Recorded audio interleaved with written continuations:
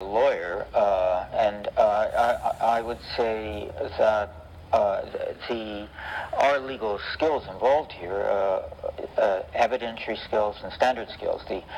As a lawyer, I'm used to assessing evidence, weighing evidence, gathering evidence, looking at standard of proof, burden of proof, determining whether evidence is reliable or not. And these are all skills that are very useful in a case like this, where we're not dealing with one clear-cut, unequivocal piece of evidence, where we're dealing with different evidentiary strands. And the question is how they weave together, and which of them can be relied on and which have to be discounted. In fact, it's partly because I'm a lawyer that this work got done, because a lot of this type of work, human rights abuse, is done by human rights organizations, which are lay people organized. I mean, they may have some lawyers as employees, but they're basically lay people, and what they're trying to do is get information that's immediately accessible to the public, and usually what they want is something clear, straightforward, and simple that can be put into a sentence. What they're looking for is activism, not an elaborate proof. And anything that takes a lot of effort to prove, or a lot of time to prove, or is complex to prove, it's too difficult for a lay organization engaged in activism to really get engaged in. So, to a certain extent, my being a lawyer and having these legal skills was, I would say, essential to coming to grips with the issue. Why Canadians? Well, I would say that the advantage, Canada has a couple of advantages. One is we're multicultural, and we have people from all over, so that we identify with people from all over. What happens in China is not as remote to us as it might be to people in some other countries, because there's so many people from China here in Canada. I mean, to a certain extent, we in Canada are there because they from China are here, and so we see the victims on our doorstep. I mean, not just Chinese in general, but Falun Gong practitioners. There's plenty of them in Canada who are very sensitive, aware, active, history, got evidence, and so on.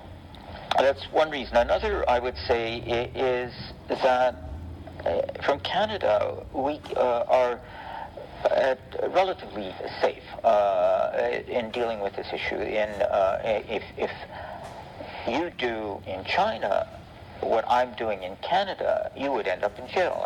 I mean, Gao Zhisheng is a good example of what happens if you do in China what I'm trying to do in Canada. So we can do in Canada what people in China cannot do, and I think we have to take advantage of that. That's right.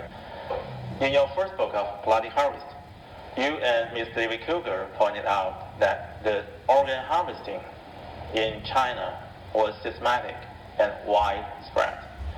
Could you please explain how systematic it was? Obviously, we're dealing with a situation where we don't have the Chinese records, and the Chinese government is denying everything. They're trying to cover up everything, and so we're not in a position to tell you names, dates, times, places of every single organ transplant operation. We get information from Falun Gong prisoners who were in prison in China, got out of prison and got out of China. We've got some information from prisoners who were not Falun Gong but could see what was going on in prison. We have information from transplant tourist patients who went into China, got their transplants, and then came out. We have investigative calls made by callers into Chinese hospitals and courts and asking these places if they had organs of Falun Gong practitioners for sale. And what we're able to do is piece together a picture of where this is happening in China, and what we see is it's happening everywhere. Is that we have calls, we have patients, we have prisoners identified with virtually every major location in China. It's a pervasive practice in China from the evidence that we've accumulated.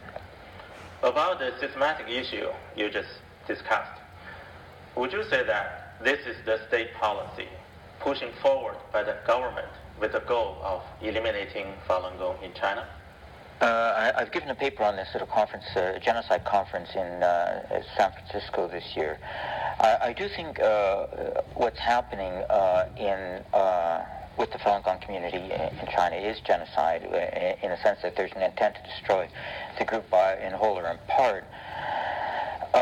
Now, given the volume of transplants and the volume of Falun Gong practitioners, it's more, I would say, an intent to destroy the group in part rather than whole, because there's an estimated, at the time of the banning, the government estimated there's 70 to 100 million Falun Gong practitioners. The transplants are at the rate of 10,000 a year, and obviously that's not going to eliminate Falun Gong as a group when you're dealing with 70 to 100 million people. It would take forever to do that.